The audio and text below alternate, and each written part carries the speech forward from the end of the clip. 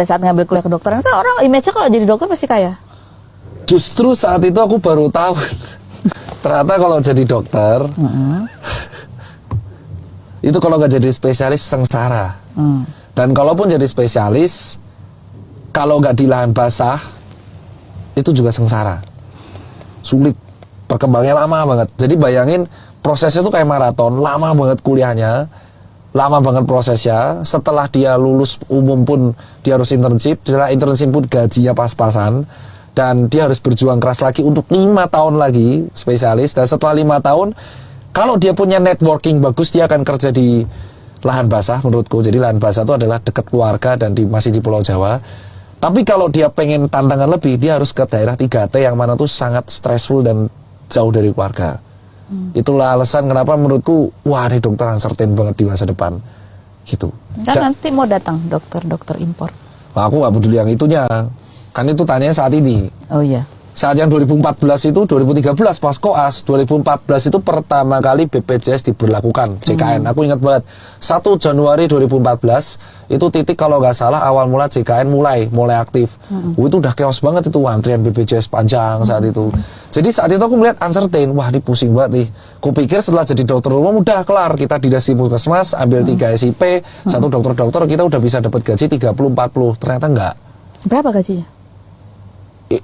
Saat itu uang duduk aja tuh masih 100.000 sampai 150 saat itu. Uang duduk tuh maksudnya?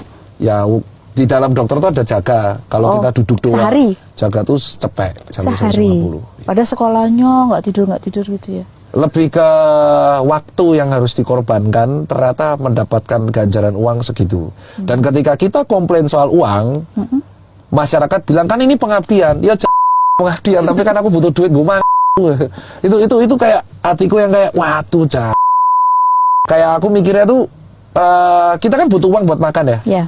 Nah ya kita tuh profesi gitu. Tapi ketika kita komplain soal uang, selalu ada defense, ya kamu kan pengabdian, kalau nggak siap kenapa jadi dokter. Dipikir-pikir bahwa oh berarti guru dan dokter memang harus dibayar murah terus berarti bagi mereka. Yang nentuin mahal apa enggak tuh rumah sakit. Aku nggak peduli di situ gitu. Kamu bayar mahal, dokternya juga dapat dikit.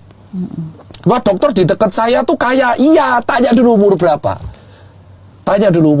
Kalau dia umurnya generasi sekarang, tanya dia bapaknya siapa. Tapi kalau dia anak-anak biasa-biasa aja, ya karirnya biasa-biasa aja. Karirnya akan biasa-biasa aja. Dia tidak akan wah banget, tidak. Tapi dia berdedikasi. Dan itu belum ditambah kalau dia jadi staff, dia harus ngajar, dia harus ini, dia harus itu. Seminar tuh bayar sendiri uangnya. Kupikir seminar itu murah, mahal seminar. Jadi kita kalau jadi dokter kita harus memanjang STR. Untuk memanjang STR ada syarat namanya SKP. Saat itu SKP satu seminar aja tuh nggak ada yang seminar ada yang gratis, tapi rata-rata mahal. Mahal. Jadi sudah bayangin sudah gajinya mepet, harus nabung buat spesialis, harus nabung buat rumah, masih suruh bayar seminar. Dan tiap 5 tahun harus diperpanjang.